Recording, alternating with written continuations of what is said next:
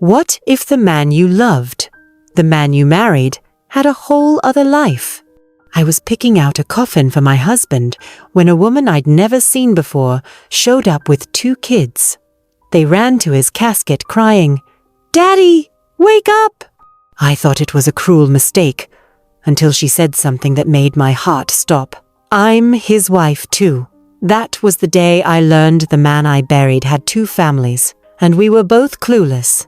This is my story and how I uncovered every twisted lie after death. If losing my husband wasn't painful enough, discovering what he hid from me almost broke me. The call came at 3 a.m., a deadly crash on Highway 94. They said he didn't make it. I thought it was a nightmare. My hands trembled as I drove to the hospital. Seeing his lifeless body, lying on the cold metal table, didn't feel real. That was my husband, James, my best friend, my forever. He was only supposed to be visiting his mom that night. But somehow, he died miles away from where he told me he'd be. Days later, I planned the funeral, barely functioning. Friends brought food. His co-workers came by. I just kept asking myself, why was he on that road? But nothing, absolutely nothing prepared me for what happened next. At the funeral, during the last hour viewing, a woman walked in with 2 kids. A boy and a girl, maybe 6 and 8. They looked like him, same nose, same eyes. The girl ran to the casket and cried, "Daddy, wake up!" I froze. The woman, holding back tears, looked at me and whispered, "I'm his wife too." I stared at the woman in shock. Her eyes were red, her hands shaking as she clutched the little boy's shoulder. My mother-in-law gasped beside me, whispering, "Who is she?" I asked the woman to repeat herself, and she said louder, "This time, I'm James's wife. These are his children." People began murmuring. Heads turned. My world was spinning. The funeral director tried to calm things down, but I couldn't breathe. I looked at the kids again. The resemblance was undeniable. I whispered, "That's not possible. I'm his wife." She looked just as stunned. "James and I have been married for 10 years, she said. My legs gave out. 10 years? But James and I had been married for 9. I had no idea who this woman was. But one thing became clear. One of us had been living a lie. After the funeral, the woman whose name I learned was Sabrina waited outside. I didn't want to speak to her, but I had to know more. We sat in silence before I asked, "How could you possibly think you're married to James?" She pulled out her phone. "Look," she said, showing me photos of their wedding, family vacations, birthdays, holidays, everything. He looked happy. He looked whole. My stomach turned. I showed her our wedding photo. Her face went pale. "No, that's not possible," she whispered. "He told me he was traveling for work. You're his co-worker, right?" I laughed bitterly. "Number, I'm his wife." That's when it hit both of us. James had legally married 2 women. He built 2 lives, 2 homes, 2 families. And we never knew about each other until he died. I couldn't sleep. I kept replaying everything. Every time James traveled for conferences. Every missed holiday. The forgotten birthdays. Suddenly, it all made sense. The nights he turned off his phone. The excuses. The gaps in his stories. How did I miss the signs? Was I just blind? Or did I choose to be? I began searching through his things. Laptop, phone, old receipts, texts. I found airline tickets, duplicate Valentine's Day cards, 2 separate sets of keys. He kept 2 bank accounts, and in one of them, I wasn't even listed. I felt like a fool. But the worst part? I still loved him, even after death, even after betrayal, and I hated myself for it. I met up with Sabrina a few days later. We needed answers, and we couldn't get them from the dead. Over coffee, she told me her version of the man we both married. He met her in Atlanta, said he was a consultant, always traveling. She'd never been to his office. He paid for everything and controlled their schedule. He was always tired, she said. Now I know why. He wasn't flying cross-country for work. He was coming back to me. She didn't know about me. I didn't know about her. He used work trips as a mask. And somehow, for nearly a decade, he kept the lie going. We cried together. Two strangers, one pain. We both felt like widows, but also like fools. How could one man be so good at pretending? One evening, I opened a hidden folder on his laptop labeled Consulting Docs. What I found wasn't work-related. It was full of receipts, photographs, voice memos. One video had James talking to his friend, laughing. Man, I told Sabrina I'm in Boston. Meanwhile, I'm in Miami with Lisa. Lisa? My heart dropped. There was a third woman. I ran to the bathroom and vomited. Who was this man I married? I thought I was dealing with a love triangle, but it was a whole web. He didn't just cheat, he built lives. Each woman had her own version of James, and none of us knew the real one. I sent the video to Sabrina. We met again, this time angrier. I showed her the clip of James laughing. This isn't just betrayal, I said. This was a game to him, she sobbed. He told me I was the only one who calmed his anxiety. I wanted to feel sorry for her, but I also wanted to scream. Sabrina had also found old messages from a woman named Lisa. Lisa called James baby and mentioned a child. A third kid? I whispered. We didn't know if it was true, but we knew one thing. James lied about everything. Even in death, his lies kept unfolding. The lawyer called us in to read the will. Both of us were named. We sat on opposite ends of the room, not knowing what to expect. But what we heard next shocked us. James left everything to my wife and children. No specific names. The lawyer looked puzzled. We need to determine legal marriage status. There may be a case for bigamy. So not only was my heart broken, now the law was involved. Sabrina whispered. He used fake documents.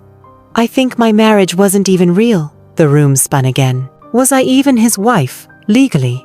Or was I wife number 2 in a web of fraud? The lawyer started digging into marriage records. And within 2 days, the truth was confirmed. I was James's only legal wife. Sabrina's marriage license was a forgery, a fake. He had made it all up, even hiring someone to officiate their wedding. When I told Sabrina, she broke. She screamed in the parking lot. 10 years! I gave him 10 years of my life. I stood there frozen. She wasn't the enemy. She was a victim like me. She had 2 children with a man who never even legally existed in her world. And now they had no rights, no inheritance, no father. After some pressure, the lawyer shared another folder James had kept hidden in a locked drawer.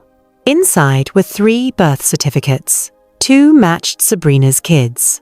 The third, a baby girl named Layla Mother, Lisa. We stared at it. There was a third woman and another child. Sabrina cried again. How far did this go? It seemed James had scattered seeds of love and lies across 3 states. We didn't know how to contact Lisa, and part of me didn't want to.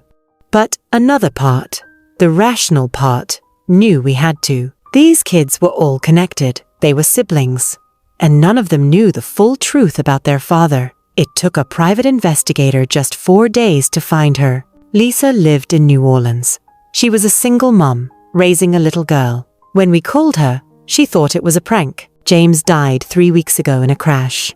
I said. Silence. Then a shaky voice. No, he just texted me yesterday. She hadn't heard yet. We had to be the ones to tell her. She cried so hard she dropped the phone. Later, she admitted James had been on and off for years. He said he wasn't ready to settle, that he had trauma, she said. He never mentioned wives, kids, nothing, just excuses. That was his specialty. Excuses.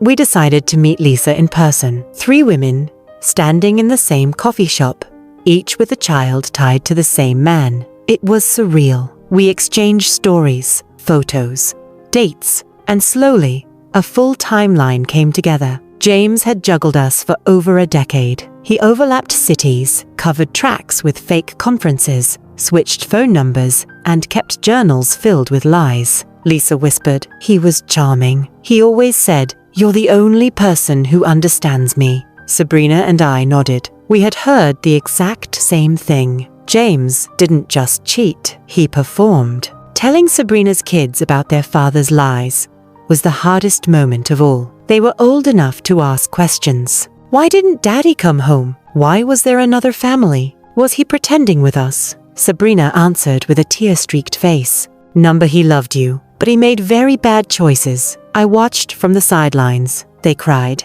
they screamed, and then they hugged her tightly. No child should have to grieve a father and his betrayal at the same time, but it was our reality now. The truth was painful, but lies hurt even worse. And James left nothing but lies behind. The story leaked. A distant cousin told someone, and soon social media picked it up. Man dies with 2 wives, 3 kids, 1 secret life. People whispered behind our backs.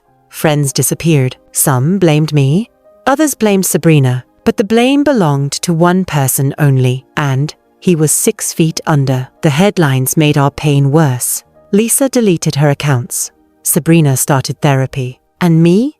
I locked myself in for days, humiliated. Not only did my husband cheat, but the whole world was watching me fall apart, and I had no way to respond, because the truth was too bizarre to believe. Now came the lawsuits. Since I was the only legal wife, the estate fell to me. But Sabrina and Lisa had kids, and they deserved something too. James left no formal arrangements, no guardianship. So I made a choice. I called my lawyer and said, "Split it equally between the children." The adults could fight, but the kids were innocent. It wasn't easy. James's family got angry. His mother called me weak, but I didn't care. The children had done nothing wrong. They were just left behind by a man who couldn't choose. Eventually, we all sat down with James's siblings and mother. They were in denial. "This isn't possible," his sister said.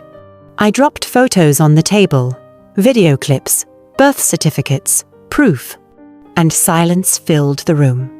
His mother finally broke. She knew. She knew about Sabrina. She had met her once, years ago. James begged her to stay quiet, claiming I was a temporary situation. I stood up. "You covered for him. You let this happen," she cried. But I walked away. Some apologies come too late. I kept James's wedding ring in a drawer for weeks. One day, I picked it up and dropped it into the ocean. I didn't need a symbol of his love anymore, because it wasn't love. It was control, lies, manipulation. I deleted every picture, every message, every anniversary video. And, for the first time in months, I slept without crying. I was still healing, but I was no longer holding on to the ghost of a man who never really existed. Not the way I thought he did. Strangely, Sabrina and I became close. So did Lisa. It was like we were trauma-bonded by betrayal. We started meeting weekly, letting the kids play together. Because, like it or not, they were siblings now. We created something beautiful from the ashes. A strange, blended family.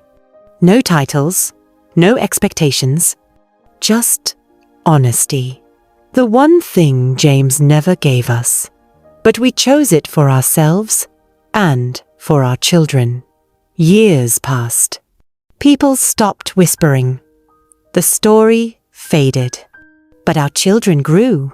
And one day, my daughter asked me, "Did Daddy love me?"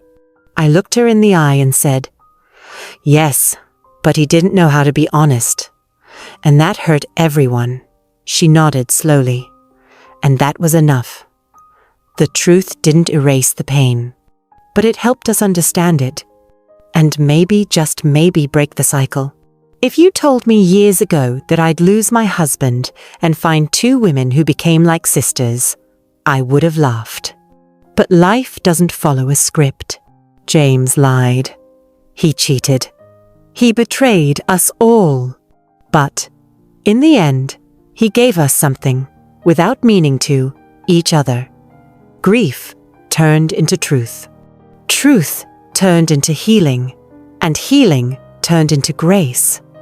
I will never forgive James for what he did, but I've forgiven myself for loving him, for not knowing, for needing time, because I found strength in pain and peace in the pieces he left behind. Sometimes, the people we love the most are hiding the darkest secrets. If this story touched you, broke your heart, or reminded you of your own experience, you're not alone. Betrayal can come from anywhere, even from beyond the grave. But healing? That comes from truth, strength, and the courage to move forward. Let me know in the comments. Do you think forgiveness is possible after a betrayal like this? Don't forget to like, share, and subscribe for more true confession stories every week. Until next time, stay strong, stay wise, and always trust your gut. Thank you for watching.